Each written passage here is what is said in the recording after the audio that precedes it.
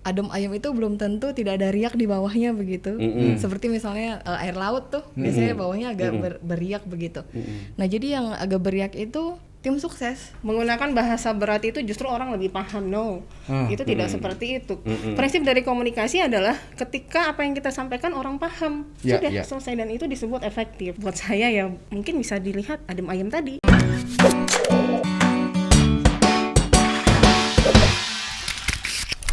Ya, kembali lagi di Tribun Batam Podcast ya. Sore ini kita mau ngobrol-ngobrol soal Pilkada Kepri. Pilkada Kepri. Ya, Kepri, kalau ngomong Pilkada Kepri, tahun ini Kepri ada pilkada ada berapa kota kabupaten, Mas? Ini 6 ya. 6. Termasuk Pilgub ya. Ya, termasuk Pilgub. Oke ya. Jadi tema kita obrolan sore ini ngomong soal adem ayem Pilkada Kepri. Jadi tenang-tenang aja Pilkada. Nah, kita sih melihatnya gitu ya, Mas. Iya. Tapi bagaimana menurut Mbak Enji nih? Ini Mbak Enji ini kebetulan dosen Ilmu Komunikasi Universitas Putra Batam.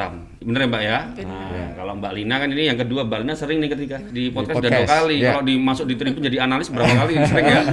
Ya. Mbak Lina ini dosen Ilmu Pemerintahan. Iya, betul. Universitas Riau Kepulauan. Ya, jadi sengaja kita panggil dosen, ya harapannya mestinya lebih independen. Ya, netral. Dan pandangannya pun juga bisa universal dan memang bisa bahkan bisa memberikan masukan insight-insight kepada warga Kepri. Asalkan jadi mereka juga nggak akan salah pilih nantinya. Betul. Tapi kita pastikan Mbak Enji sama Mbak Lina ini bukan tim sukses ya. Bukan, Mas. Bukan tim sukses. Kita tim sukses sendiri. Iya. Kalau enggak dari tim suksesnya Tribun aja deh. Biar podcastnya edisi sore ini malam ini besok jadi trending. Iya.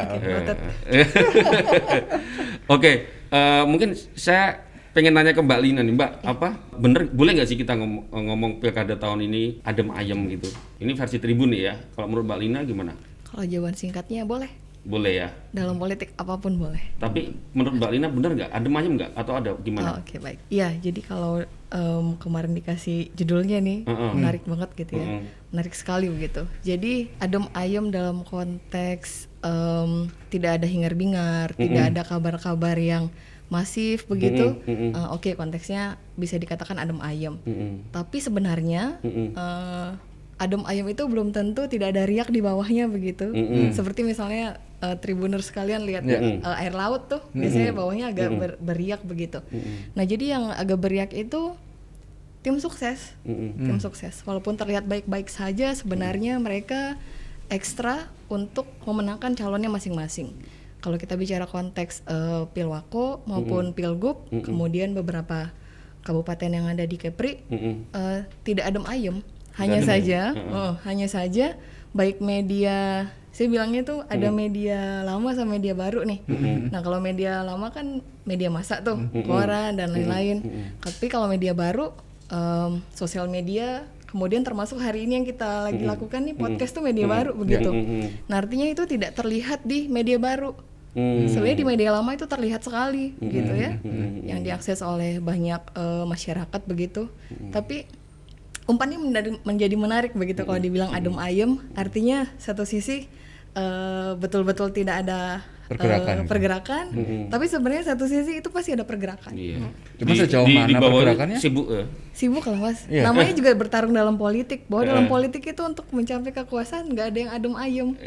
Jangan-jangan ya yang adem ayem itu tadi seperti saya katakan di awal, ada sesuatu yang akan besar begitu. Iya. Terlihatnya saja karena banyak yang akses media lama gitu ya, tidak banyak yang akses media baru. Tapi sepertinya masyarakat juga belum tahu persis apa sih yang mereka lakukan sebenarnya. Iya, betul. Iya kan? Kayak bahkan ada beberapa sempat ngobrol, pilkada ini jadi enggak sih? masih ada yang mikir gitu ya? Iya, kemarin aku juga nanya ada teman-teman, kamu mau milih siapa? Mas, calonnya siapa? Nggak ngerti. Waduh, kan repot ini. Iya. Apa perlu kita panggil lagi KPU untuk sosialisasi? Penyelenggara pemilu ya. Iya. Iya, jadi sempat ngobrol juga sama teman-teman peneliti akademisi yang ada di Jawa begitu ya. Kami kebetulan lagi gagas terkait dengan media baru yang tadi saya bilang. Kita lagi survei beberapa media massa masif yang digunakan oleh para kandidat begitu, tapi kami bacanya yang pilkada Kepri ya. 3 calon tadi itu. Nah cuman data itu masih bulan Agustus, September, nanti kita bisa pantau sampai bulan Oktober fluktuasinya itu kayak gimana gitu. Bahwa dari situ makanya tadi saya simpulkan bahwa tidak adem ayem begitu. Sebenarnya tidak adem ayem ya. Kalau ada slide PowerPoint bisa ditampilin tapi nggak usah. Wah, tahu gitu di bawah. Mbak Lina, kalau ngomong calon nih, tokoh-tokoh nih yang maju di pilkada tahun ini, itu kan kayaknya isinya pemain-pemain lama ini. Jadi gelanggang tahun ini kan isinya pemain lama. Ya meskipun Pak Isdianto baru ini ya, tapi kalau di gubernur kan ada Pak Suryo sama Pak Ansar pemain lama. Itu kok dari sisi calon sendiri sebenarnya menarik nggak sih? Saya curiga gini, mohon maaf ya. Kenapa saya bilang ini menarik atau enggak pertanyaan? Kalau ngomong pilkada Kota Batam, yang Batam ya, itu yang 2015, kan tingkat partisipasinya termasuk rendah, 47 kalau nggak 50. Artinya kan banyak orang nggak, ya boleh nggak saya bilang ini orang nggak peduli atau orang nggak aware atau orang nggak mau milih gitu loh. Itu jadi kekhawatiran kita kan kalau memang partisipasinya rendah. Ada yang bilang memang karena tokohnya, calon-calonnya itu hanya itu aja gitu loh. Nah kalau menurut Mbak Lina dulu deh, mungkin nanti habis itu Mbak Enji nanti ya. Itu gimana nih? Untuk pilgub dulu deh. Setelah itu nanti yang pilkada Kota. Baik, gak tahu, saya suka aja gitu nanti kemudian berargumen dengan data walaupun ngobrol kita santai gitu ya.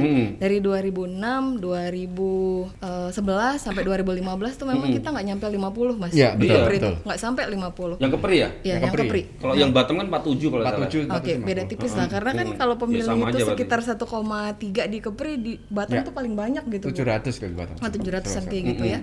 Nah, terus kemudian partisipasi si pemilih tadi berdasarkan data itu ternyata bukan karena penyelenggara pemilunya, tapi karena memang mesin partainya bergerak masif begitu. Bukan karena penyelenggara pemilunya, jadi karena mesin partai, yang pergerakan mesin partai. Berdasarkan data begitu ya.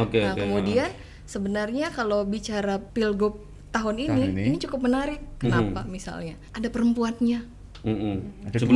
Sebelumnya kalau dilihat track recordnya ada nggak? Nggak ada kayaknya ya. Belum ada perempuan begitu. Jadi isu-isu perempuan. Waktu itu Bu Aida kalau nggak salah. Oh, ada Ismet. Ya, Aida. Ya, sempat. Ya, cuman menariknya ini dua nih sekarang. Yang satu membawa isu perempuan ya, Ibu PKK begitu. Yang kemudian yang satu lagi mantan anggota DPRD begitu ya. Membawa isu pendidikan, isu ekonomi begitu, sosial dan ekonomi. Itu menarik begitu. Artinya ketika misalnya perempuan itu direpresentasikan oleh perempuan juga, itu bisa jadi satu hal yang menarik. Nah itu mungkin belum dikemas sedemikian apik oleh si mesin partainya tadi. Ini soal ngemas-mengemas nih, saya nanya ke Mbak Enji deh nanti. Ini kan kalau ilmu komunikasi kan soal ngemas-mengemas kan. Mbak Lina, mungkin aku lanjut lagi yang ini Mbak. Kalau yang Batam sendiri ini kan di sini kan ada sosok baru nih, Lukita dan Basit ini ya. Termasuk ini kan. Terus ini lawannya incumbent petahana. Nah, ini hadirnya Lukita sama Basit ini gimana Mbak? Kalau mereka berdua kan memang bukan orang baru ya. Maksudnya juga bukan yang lama-lama banget begitu. Artinya mereka backgroundnya itu cukup mumpuni begitu ketika sama-sama menjabat dengan petahana sekarang. Nah, artinya ada, kalau di awal tuh biasanya ditanyakan ini kalau calonnya dua, ini nggak ada pilihan lain atau begitu ya? Nggak ada alternatif yang lain. Kayak nggak seru gitu loh. Nggak ada alternatif yang lain begitu. Tapi saya pikir background kandidat satu ini tidak bisa diremehkan begitu. Bagaimana misalnya penantangnya betul. Penantangnya. Makanya kemarin Pak Lukita di sini sang penantang tuh ya. Kalau kita sang penantang juga ya. Pokoknya semua podcastnya saya tonton. Iya. Jadi tetap menarik ya, meskipun hanya dua dan ini ada hadir Pak Lukita. Satu sisi itu memudahkan ya, karena cuma dua. Jadi segala prosesnya pasti akan cepat begitu. Hanya pilihannya satu apa dua begitu. Hanya saja misalnya tadi saya katakan menarik karena cuma dua, kemudian menjadi tidak menarik ya, mohon maaf saya sampaikan bahwa calon kita ini tidak pede. Kok bisa Mbak?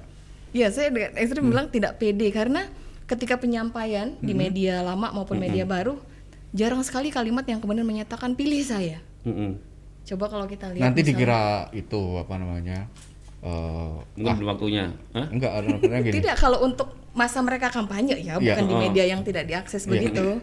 Saat mereka berkampanye begitu, baik di media lama maupun media baru ataupun dia live begitu, jarang sekali menyampaikan pilihlah saya. Tapi itu penting sebenarnya disampaikan. Menurut saya itu penting. Kalau dari sisi kalau bacaan komunikasi namanya apa tadi, Bu?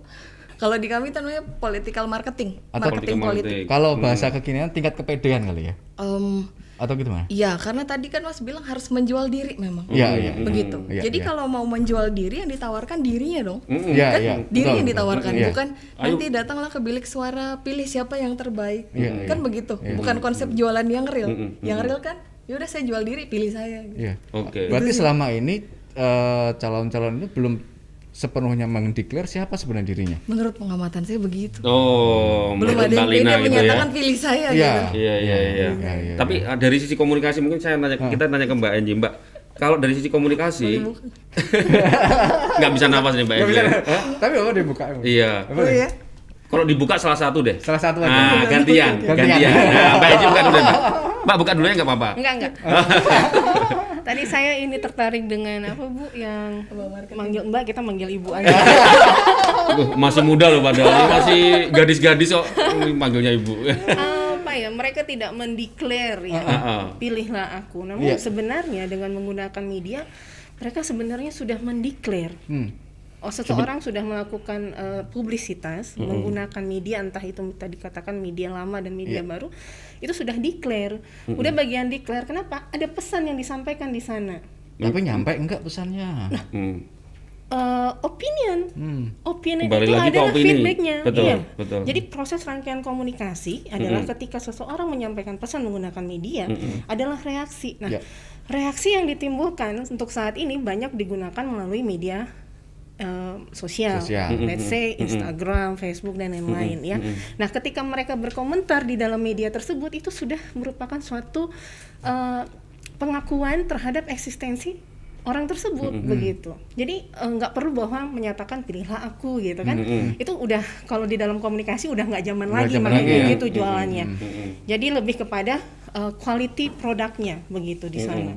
Jadi dari casingnya bagaimana memvisualkan dirinya gitu. Benar. Kalau bisa udah bicara sendiri sudah Mbak, bicara sendiri karena memang komunikasi itu kan melihatnya outlook ya, semuanya dari atas sampai bawah. Tapi kacamata politik itu penting kalau ya itu pilih memang. saya. Nah, ini mengkombinasikan gimana nih? Artinya kan begini, kita berbicara politik jelas karena memang pertarungannya adalah pertarungan politik. Yang satu lagi tadi dalam konteks menjual diri. Artinya ya tentu dong dia sebagai kalau kita kategorikan produk, dia adalah produk yang akan dipilih masyarakat gitu. Nah, sebaiknya bagaimana sih calon ini supaya dua kacamata antara politik dan antara komunikasi itu bisa match? Karena itu persepsi masyarakat kan seperti itu, Mbak.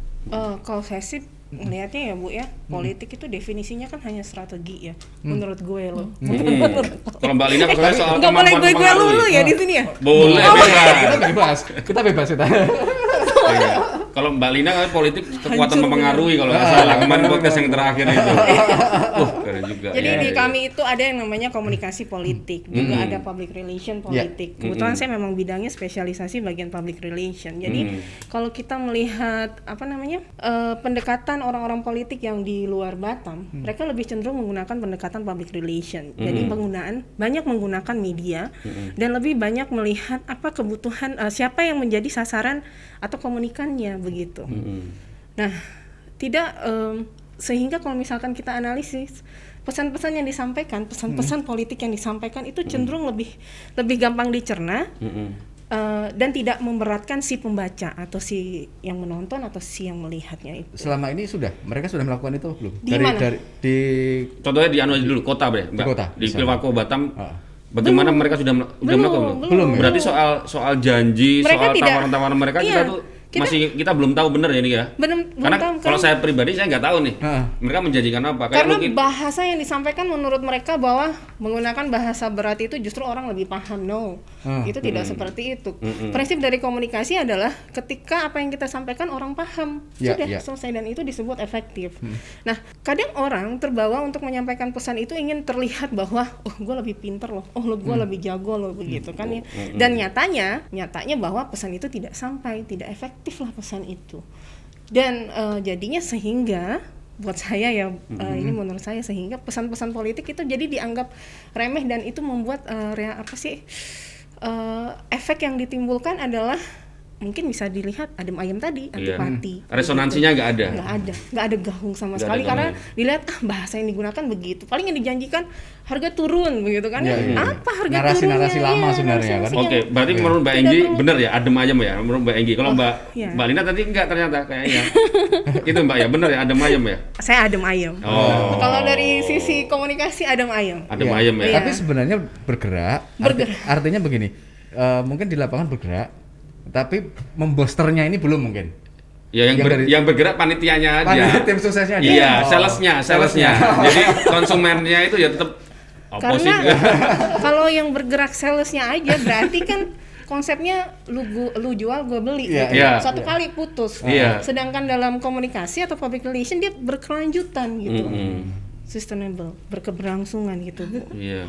Kalau menurut Mbak Lina sendiri gimana, Pak? Kalau dari sisi komunikasi kan adem ayem, kayaknya sepertinya tidak ada resonansi dan ya akhirnya berdampaknya tidak ada feedback buat konstituen mereka ya untuk masyarakat. Kalau menurut Mbak Lina sendiri untuk Batam deh, ya bagaimana sih? Apa sudah kelihatan belum? Misalkan soal janji-janji mereka, apa sih yang mereka tawarkan sejauh ini menurut Mbak Lina udah kelihatan belum? Kalau dari Pilwako Batam kemudian mungkin yang Pilgub ya. Oke, Bang. Kalau kita bicara Batam kita tidak boleh lupa kalau petahananya itu tetap lagi memegang jabatan sekarang gitu. Kemudian petarungnya juga sudah cuti. Sudah cuti, betul. Kemudian penantangnya juga orang yang lama berkecimpung di bidang pemerintahan juga begitu ya. Artinya satu sisi ketika petahana itu maju lagi, mereka pasti akan dapat surplus kelebihan kesempatan kan? Kelebihan kesempatan. Tidak boleh disalahkan karena memang saat itu mereka memimpin begitu ya. Jadi setiap gerak langkahnya, tingkah lakunya begitu. Ini karena memegang kekuasaan sehingga bisa digunakan. Ya memang karena sedang memegang kekuasaan. Jadi itu menjadi tantangan yang baru bagi si penantang. Bagaimana punya program yang kira-kira bisa lebih begitu ya. Karena yang dijual kan baik kota maupun provinsi itu ya. Yang dijual adalah pemulihan ekonomi pasca di tengah pandemi Covid sekarang begitu. Tapi tidak real misalnya memberikan bantuan begitu. Nggak ada ya hari ini nggak ada. Message kan? Message-nya yang artinya kan sebenarnya kita tuh sedang mencari Superman sebenarnya. Kita memilih Superman, artinya memilih kepala daerah. Aja sih, Mas. Memilih Batman. Memilih right man on the right place. Kalau aku Deadpool, nggak mati-mati. Jadi kalau buat petahana mau dilawan pun mau hidup lagi. Artinya kan begini, kita ngomong Superman kenapa? Ini berbeda dengan zaman yang dulu, di mana kondisi ini perlu kepala daerah yang kreatif, yang powerful, yang segala macamnya, mengatasi Covid, ekonomi segala macamnya. Nah, ini yang masyarakat ini belum begitu apa sih itu mana yang mau digarap nanti itu kan gitu kan. Nanti kembali lagi pada tadi ya pesan yang belum sampai juga ke sana tadi ya. Tujuannya apa begitu? Ini memperkenalkan diri lewat media lama, media baru. Tujuannya mau ngapain? Jadi kalau Pak Lukita mau mengalahkan Pak Rudi, berarti rumusnya Lukita sama dengan Rudi plus. Iya. Jadi plus apa yang dimiliki? Mungkin plus. Kalau plus 1 mungkin fiti. Soto ini. Harusnya ini dosen kita ini. Enggak, maksudnya kalau rumusan sederhananya lah kira-kira. Lukita sama dengan Rudi plus gitu. Kalau Lukita pengen mengalahkan Rudi. Gitu. Enggak Mbak Lina, kita belum lihat. Kayaknya ini kan kalau ngomong pandemi ini kan enggak tahu sampai kapan. Ya. Kemarin kita ngobrol sama PJS Gubernur ya. Menarik juga itu yang Pilpres di Korea Selatan itu ternyata tingkat partisipasinya sepanjang sejarah Korea Selatan itu paling tinggi. Dan itu di saat pandemi. Dan yang dijual oleh calon itu adalah bagaimana mereka akan menjadi pemimpin yang bisa menyelesaikan persoalan-persoalan selama pandemi. Gitu. Nah, ini kan soal pesan lagi itu. Nah, kalau di Batam sendiri ini aja deh, yang pilgub ya. Itu apa harusnya yang mereka jual mungkin kalau selain ini. Kita belum lihat sih jualan mereka apa gitu. Yang baru kelihatan jualannya kan yang paslon nomor 2 ya, petahana ya. Karena memang real bentuk yang dilakukannya karena sedang menjabat saat itu begitu. Artinya gugus tugasnya bekerja dengan baik begitu. Nah, kemudian si penantangnya memang orang lama yang bisa kategori strong lokal strongman Lokal sebenarnya. strong, Pak Suryo, kemudian Pak Ansar Pak itu lokal Ansar. strongman sebenarnya ya. Yeah. Tapi yang perempuan juga tidak bisa dianggap remeh begitu. Jadi mereka melengkapi satu sama lain. Cuman memang dari marketing politik yang dibangun begitu ya, kalau bacaan politik memang kurang menyentuh ke bawah begitu. Misalnya masih jargonnya misalnya jargonnya yang sering digaungkan itu kegiatan ibu-ibu PKK misalnya. Jadi ibu PKK-nya realnya itu mau ngapain gitu. Ini tuh sama saja misalnya kayak meme ada laki-laki melamar wanita, aku akan memberikan kamu masa depan. Tapi tidak real mengatakan Masa aku depannya memberikan apa? kamu rumah, real rumah kan. Tapi misalnya akan Padahal membangun ibu-ibu wanita butuh kepastian. Iya. Oke, saya kembali lagi. Jadi kan Iya. akan membangun ekonomi. Hari ini nggak musim Hari ini PHP. nggak PHP nih, ini butuh Iya. kepastian. bahasa jadi ini politik perkawinan. kembali. Jadi kalau misalnya dikatakan akan membangun ekonomi di tengah pandemi, yang realnya apa? Membangun UMKM, menggelontorkan dana misalnya. Kalau terpilih nanti mau ngapain? Sampai hari ini nggak ada ya tuh, nggak kelihatan ya. Belum ada kayaknya. Nggak ada. Ada nggak Mas Agus? Oh, belum. Yang real. Belum. Iya. Kalau Mbak Enji ada nggak? Kelihatan nggak itu pesan-pesan itu ya? Belum ya? Belum ada. Artinya begini yang kalau saya tangkap dari Bu Lina ya, artinya Kepri itu udah harus mulai mengkampanyekan sebuah pesan itu menggunakan data. Data-data real sehingga masyarakat pun jadi tahu gitu apa yang menjadi kebutuhan Kepri itu sendiri gitu kan, dan apakah si calon-calon ini perhatian terhadap kebutuhan masyarakat Keprinya. Jadi kalau tidak perlu lagi lah pesan-pesan yang mengawang yang tadi dikatakan tidak jelas itu, sehingga reaksi positif itu bisa timbul gitu buat masyarakat. Tapi atau mungkin masyarakat Keprinya sendiri yang masih seperti itu. Artinya apakah sudah ada pergeseran belum? Artinya kan begini. Kalau mungkin pola-pola seperti itu zaman dulu kan bisa dipakai kan gitu. Ini kan perkembangan. Nah, masyarakat di sini sendiri gimana sekarang? Ada pergeseran nggak? Bahwa seharusnya nih loh kita tuh juga butuh yang real bukan hanya janjian yang kemarin kayak gitu. Maksudnya jangan-jangan masyarakatnya yang nangkap atau memang menginginkan yang seperti itu gitu misalnya segitu-gitu aja gitu. Gitu. Ya itu tadi cuma 40 berapa persen tadi akhirnya. Padahal kita butuh 100%, paling nggak 80% lah. Jadi Indonesia tuh sekarang betul-betul lagi mengalami surplus demografi. Jadi rata-rata di setiap kabupaten kota, provinsi begitu lebih banyak pemilih mudanya. Pemilih mudanya. Jadi mereka itu pangsa pasar yang potensial untuk diajak betul aktif dalam politik begitu, Mas. Kalau misalnya dulu mereka apatis, mereka pasif begitu. Sekarang udah nggak lagi ya.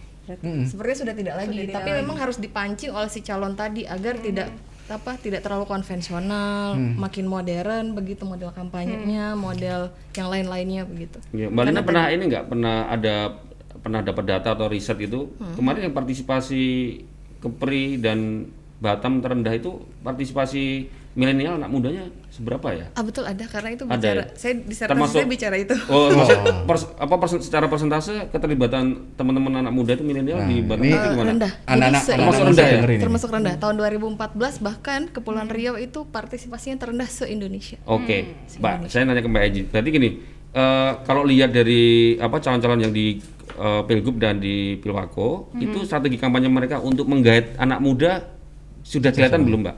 Belum kelihatan.